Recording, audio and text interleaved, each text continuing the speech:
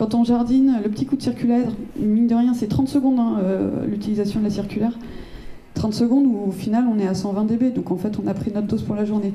Donc juste ne pas oublier de se protéger sur les événements intenses et de courte durée sur lesquels on a tendance à oublier de porter nos EPI. Les meilleurs exemples qu'on peut avoir, là ça va plutôt être sur les ateliers de maintenance, etc. Ça va être l'utilisation des soufflettes. Les soufflettes, ça fait pas partie du travail parce que c'est une phase de nettoyage. Sauf que c'est justement sur cette phase-là qu'ils vont prendre le plus de bruit. Une soufflette, c'est 110 dB. Pareil, on ne s'en rend pas compte. Les gens ne se rendent pas compte, tout simplement. La réglementation française, donc c'est le Code du travail. Le Code du travail, je rappelle les 3 seuils que vous devez connaître par cœur, bien évidemment, qui est le seuil d'alerte 80 dBA sur 8 heures, donc c'est vraiment une moyenne sur 8 heures. Seuil d'alerte, on doit mettre à disposition des EPI et sensibiliser les travailleurs.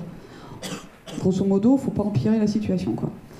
85 dBA sur 8 heures, on est sur le seuil de danger. La première obligation, c'est bien sûr de mettre en œuvre des actions collectives pour réduire cette exposition.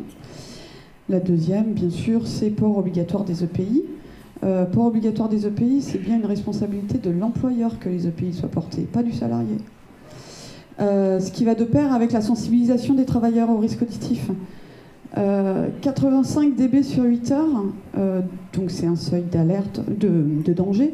Seuil de danger, ça veut dire qu'on est sûr que s'ils sont plongés dans du 85 dB sur 8 heures tous les jours, on est sûr qu'ils auront une surdité professionnelle derrière.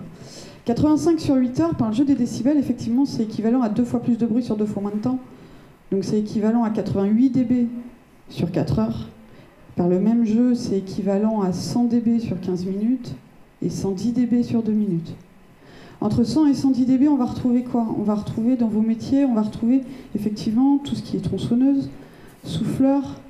Donc il suffit vraiment de 2 à 15 minutes de ce type d'action pour être au-dessus du seuil de danger. Donc il suffit de ne pas être protégé pendant 2 minutes de soufflage, et en fait, on a gagné pour notre journée notre dose. Vous avez ici toutes les cellules de l'audition. Comme je vous disais, vous avez un capital à votre naissance, et ces cellules de l'audition, vous ne pouvez pas les refabriquer. Aujourd'hui, c'est une des rares cellules que le corps humain ne refabrique pas, et que la médecine ne sait pas remplacer. Donc si vous entamez votre capital à 18 ans, eh bien, il faudra faire avec le reste pour la suite de votre vie. L'audition, ce n'est pas que les oreilles.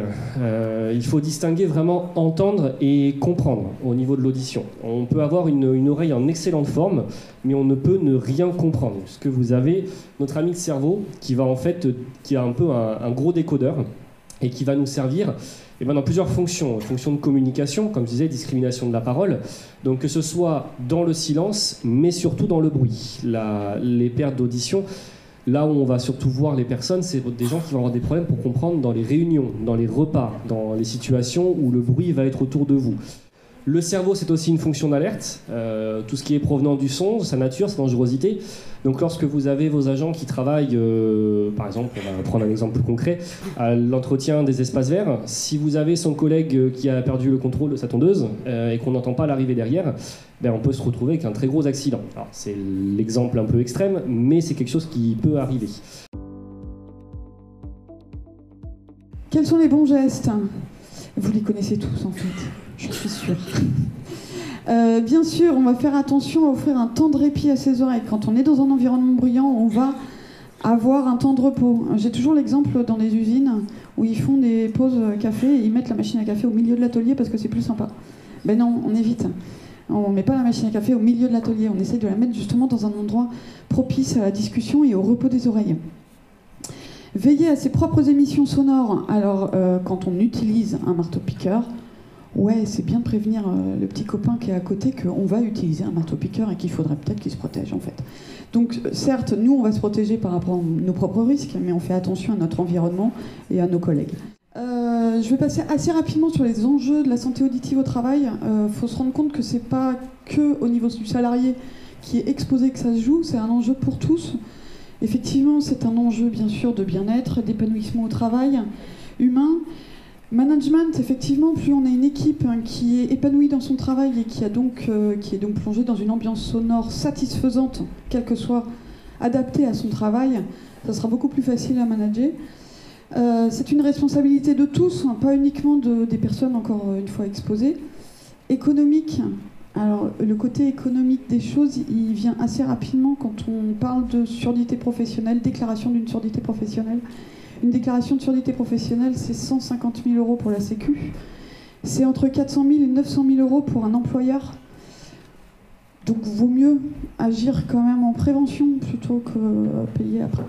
Comme je disais tout à l'heure, plus on prendra soin de ses oreilles aujourd'hui, moins la presbyacousie vous gênera rapidement. Donc c'est vrai qu'on voit beaucoup tout ce qui est employé, usine, BTP, que ce soit dès 60 ans, c'est des personnes qu'on va très vite revoir. Mais des personnes qui ont bien mis les casques de protection, qui ont pris en charge tous ces éléments, et bien à ce moment-là, on les voit beaucoup moins rapidement, voire pour les meilleurs, on ne les voit pas du tout, parce que les gens ne peuvent ne pas avoir besoin d'aide auditive.